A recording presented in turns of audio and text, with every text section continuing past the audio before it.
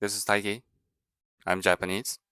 Today, I want to talk about why I moved out of Japan to live in Europe and never intending to return to Japan ever again. Firstly, I know I talked about this before, lack of eye contact, facial expressions amongst Japanese people freak me out. It's really hard for me to tell what they're thinking, if they like me, or if they don't like me. Unlike where I live, the Czech Republic, it's really easy to see when someone is happy and when someone's sad. As someone who values genuine human connections, it is very important for me to have conversations in genuine manner. Since most Japanese people like to wear masks, even like after COVID, it is very, very hard to look at their faces and facial expressions. It's really hard to tell if they're sad or happy. Sometimes they don't even look me in the eyes. So that really disturbed me when I was in Japan. Since Japanese culture or the Japanese language heavily relies on the context rather than the what is being actually said, it's really hard for me to know what they're thinking, especially because I'm autistic. If someone's just smiling and saying, "Oh, like I like to meet up again," it's usually means to me, it usually means they want to see me again. But in Japanese culture, you never know. Like they can just sound so nice. They might text you like, "I want to talk to you again. I want to text you," or they say something like this, and you never hear from them ever again. You know, that happens to me like quite often amongst Japanese people, between Japanese people, and I just got really tired from socializing and just getting to know people, and I felt really, really lonely back in Japan. Since I talked about human connections, texting, becoming friends with Japanese people just earlier, it's just really hard to make friends. Because you know the notorious Japanese work culture? Now, thankfully, I don't have to work for a Japanese company, spend like many, many hours working. I don't have to live to work, thankfully. But like most Japanese people, you are going to see, you are going to meet, even if they are internationally, even if they have international backgrounds. For some reason, they just choose to work for a Japanese company, many of them. And they just don't have time, they just don't have energy to do anything with you. So you're not gonna have friends. You're going to have like lots of acquaintances, but like maybe almost zero friend. And I don't like how conservative the country is either. So when it comes to environmental problems, social issues, gay rights, everything that a liberal people would care about, it's almost non-existent.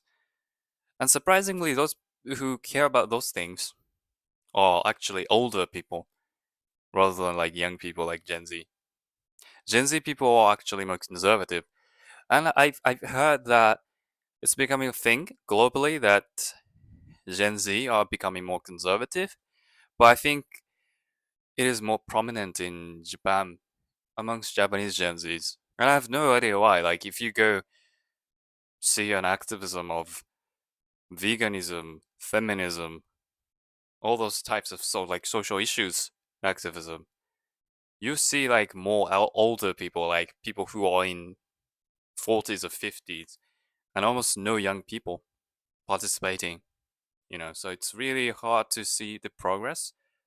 And I was thinking, wow, this country is doomed because the young people are going to be they are supposed to carry the future of Japan, right? But like no one is really doing that from like young people, be from a young group. So I was like, oh, we are doomed. We're cooked. And speaking of future of Japan, since the prime minister is very conservative, right-winged person. I think I've heard like her say, "Well, Japanese people are not working hard enough, so we should increase the labor time or something." Whereas, like, meanwhile, Japan is known for its notorious long work hours, right? But for the prime minister, because I think she says she worked 18 hours every day or something. I don't know. It's from like a I think she's like in her 60s or something. I forgot exactly what her age is, but like that's insanely long, obviously. Compared to 18 hours per day, yeah, it's still short because I think Japanese people typically work 10 hours or 12 hours per day, like 5 days a week or something for the weekdays. So yeah, compared to that, it is short, but like it's still long.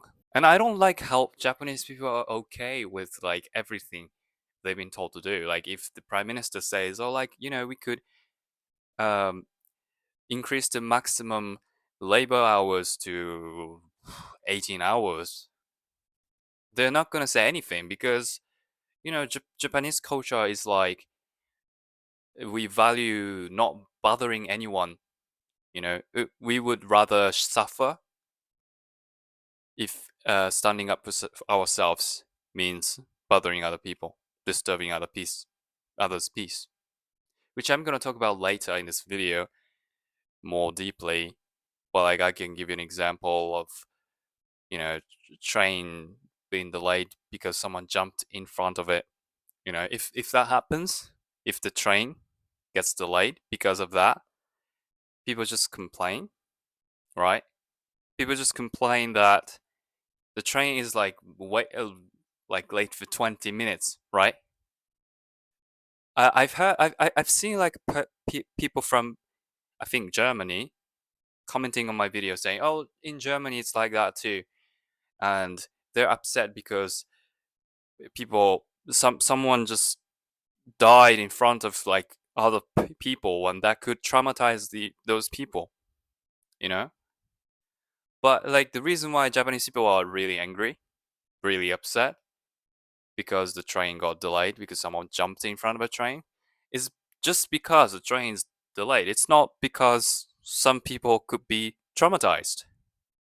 They don't have like the brain capacity to think of someone's mental health or like something that's sensitive. They just say, "Oh, like why don't you choose like why didn't he or she choose like anywhere else, like elsewhere to just kill themselves?" Just don't delay the train. I'll be late for work. You know, that's the reaction like the Japanese people typically have, and that really upset me. I was like, someone suffered tremendously from something, just kind of a mental thing, and they just decided to end their lives, and that's really disturbing, right? We should feel compassionate towards whoever took their own lives. But like most Japanese people I've heard, like during that happened, they're always just angry at just the train being delayed for 20 minutes. I'm like, that's nothing compared to like someone's life. Japanese people really freak me out because they're so judgmental when it comes to like everything. Judgmental about everything in one person, right? If someone is bald, that's ugly. If someone is chubby, that's ugly. If someone has like hasn't had haircut for 3 months, like me, I'm ugly. If I don't wear like a trendy clothes, because I always wear like sweater and jeans, which is not trendy in Japanese fashion trend, I'm ugly. If I read on the train while I'm standing, I'm weird. Therefore, I'm not worthy of love, not worthy of being friends with. If I'm just eating something like some snack while walking on the street. I'm weird. So yeah, it is. There's like a silenced rule, so you have to follow. So that's why, like, it's social pressure, right? That's why the government didn't have to like enforce anyone to wear the masks. Because if just everyone wore masks, so does everyone else. If someone wears a suit and tie, everyone does it. And I did not like that. I did not like how uncomfortable I felt. I just felt constantly uncomfortable and constantly judged. And I think it's more common amongst girls to feel this social pressure, but like as a man, as a heterosexual man as well, I felt like constantly judged too because it's some men wear makeup and we have to look good all the time. If I look like this, I haven't shaven like cleanly.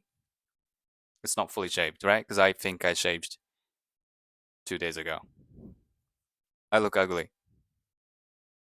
So like people are just giving constant message to each other, like, oh, if you don't look this certain way, if you don't dress up like this way, if you don't have this haircut, if you don't wear this makeup, if you don't look this way, like a lean, athletic way, you are ugly. And if you're bald, ugly. No chance. So I could talk about some dating situation as well. Speaking of judging, so it just made me really sad. But like a lot of people sort of do the filtering. They use like filtering app to make their jawline a little sharper using the app to put on the dating profile. I mean, isn't that sad? It's like denying yourself. If you adjust your facial features to get likes, to get a match, not only are you lying to the other person, but also you're denying yourself. Everyone gets judged by the everyone else, and it's really suffocating, right? I heard stories about uh, I think it was Japanese man. That's my friend's friend who I think he went to move to the UK because he couldn't stand Japanese culture either. So when he dated a girl, Japanese girl, at the end of the first date, I think she told him, "Don't wear that shit ever again to a date." I think he was just wearing like I don't know, like just like normal clothes. I think like t-shirt and jeans and something else, you know. But like the girl was like, don't wear that shit and show up to me, show up to a date with me or something. And that's a really rude thing to say, especially because that was their first day, right? Especially to someone who you don't even know. But like Japanese people do that all the time, and that really makes me feel uncomfortable, and like just makes me feel insecure. And men are no worse, right? I've seen like men walking around and giving girls whom they passed some scores, right? Oh, that girl was 65. Oh, that girl was like 30. Oh, that girl was like 70. Oh, that's yeah, nice, nice. Yeah, I might hit her. I was like, what is this arrogant behavior that these men have? And apparently, that girls do the same too to men. And there's like constant battle between men and women arguing each other, like on Twitter. I like to call Twitter, not X, because I think X sounds lame to me. They're always constantly having a stupid argument whether men should pay for the date or they should split the bill. Because like it's really predominant, this culture, sort of culture, that men have to pay for everything. So dating app, I think men have to pay $20 per month, whereas women can use a dating app entirely for free. Entirely. Men are the only ones they have to pay. So like girls are like, they think like they can just show up to a date and just expect the men to pay for her meal, pay for her drinks. Some girls actually do like go on a date to just have free meal with men. And that's ridiculous. It's not dating, it's just like manipulation. Also, people like ghost a lot, a lot. Yeah, I talked about like how I can't make friends. It's not just me. It's not just because I'm not attractive or anything, and just don't have friends. It's just like many people like report like not having friends, especially people who have experiences living abroad and coming back to Japan. They just say like, I can't make friends. Even like people who are not Japanese coming and living in Japan, they just say, oh, I don't have friends, because Japanese people are constantly busy working, and they would never, ever, ever text you first, ever. I mean, I'm sort of guilty too, because I don't text very much either, because I'm clinically, chronically offline. So I just don't know like any trend that's going on the internet. I have no idea. Like Japanese people are like worse. Like if I'm like interested in interacting with someone, yes, I text. But like Japanese people never ever text you first. If they do, that's out of courtesy, right? Just hanging with someone, you had a good time, they had a good time. They just feel like they have to send you a message saying, "Oh, thank you for today," and you're never gonna hear them ever from them ever again. And I know you're gonna say something like, "Well, the grass is greener on the other side." Well, I'm on the other side of the grass, if that makes sense. And it is just better. The the the grass, the other grass is better, which is Europe is for me. It's much better. And I think I've been the happiest in my life living in Europe so far. I haven't even lived for a year. I think I've lived for like 8 months so far. But life is much better for me, you know? And I get it. It's very subjective. This is my experience. This is very subjective. Like I said, I've been traumatized like many, many times, and I know many people who are traumatized by their own countries, so that's why they want to leave their countries. You know, some people find Japan their paradise, but not me. If I was like forced to go back to Japan, like it's just not life, you know, not for me. I mean, I could live, but I wouldn't call it living. I just call it surviving. So I'm never gonna go back to Japan again, at least to live. You know, I will go back to Japan to see my family. That's it. I don't have friends in Japan, so forget it. I will just stay in this beautiful country in Europe peacefully, happily, and I will live here forever. Everyone has different experience, so you might like Japan. I don't. End of story. Thank you so much for watching. See you in the next one. Until next time.